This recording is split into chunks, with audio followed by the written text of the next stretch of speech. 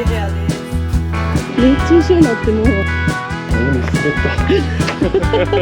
はい、おはようございます。おはようございます。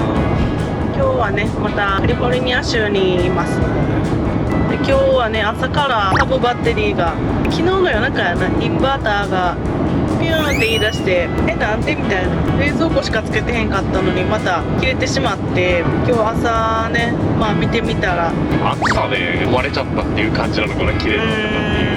切れてる感じって、まあ中そんな見えへんけど、スイッチもなんかこう上がらん、上げ下げができんくなってて、なんかちょっとな使えなさそうな感じやね。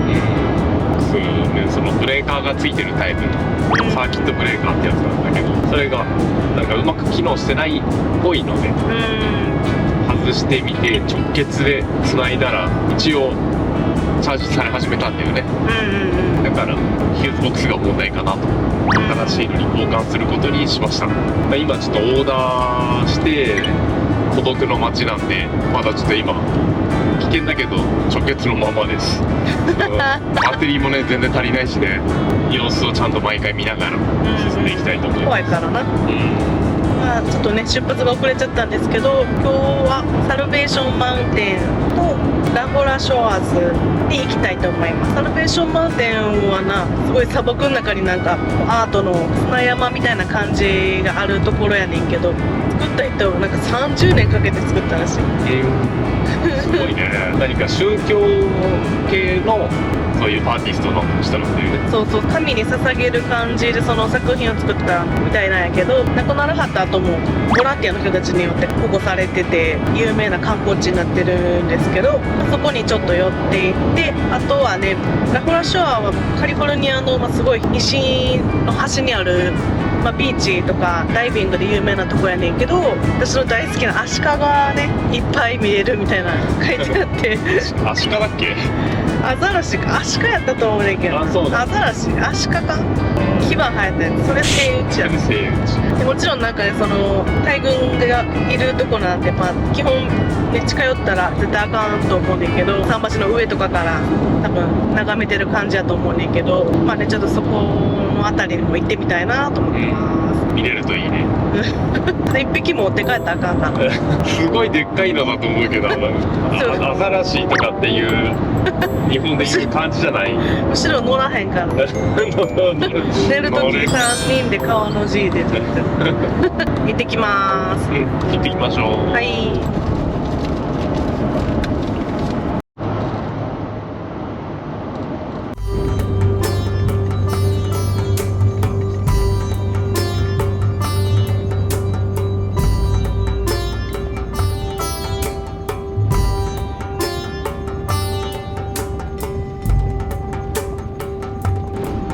スローエスとか書いてあるの。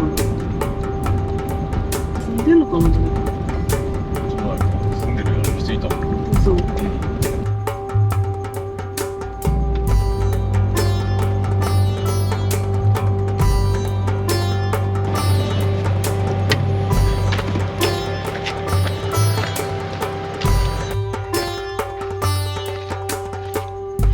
着きました。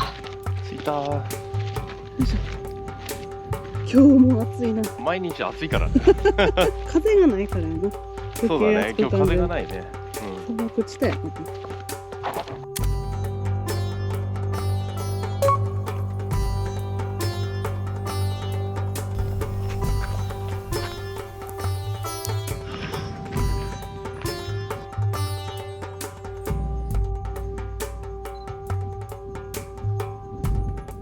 だんだんやっぱちょっと色なんか薄なってきてる気がするもんな。こ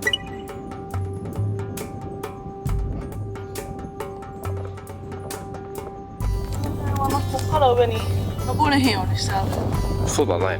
昔はなんか登ってるイメージあったけどな、やっぱ最近なんかもう直せる人がいないからじゃない？周り見たらやっぱりなんかだんだん風化してきてるように見えるよね。日々が割れてきて、どうしてもすごいな。インク入ってたバケツみたいなの置いてあるのが面白い。これで昔は直してたんかな。まあ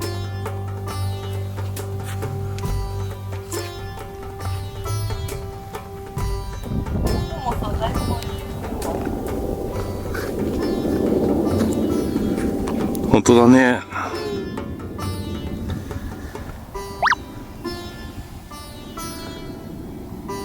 涼しい。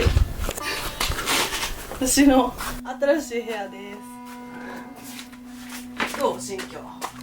したな。汚いって言わない。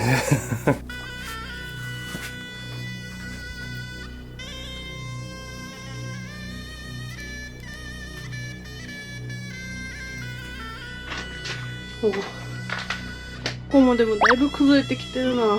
怖いぐらいだな。なんか紐が出てんねん。引っ張ったら全部崩れそう。この作り方なんだよな、土と藁みたいのと。うん。全部それ出てきて、胸滑った。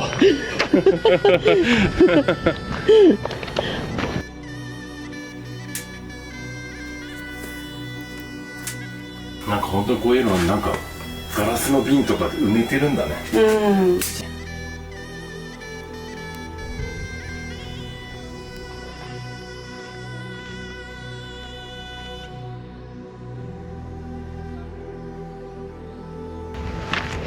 すごいところどころにやっぱジーザスとかバイブルとか、ラブユニバースとかそういうのをずっと、うん、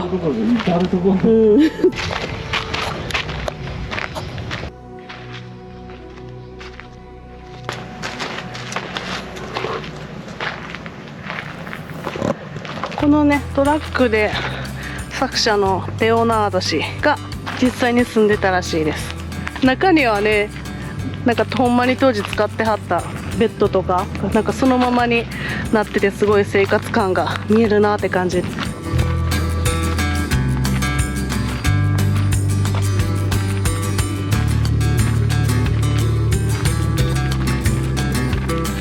すごいな、ほんまに砂漠のど真ん中にあった。なんか写真で見たやつよりもだいぶ結構風が進んじゃってるなって感じやったね。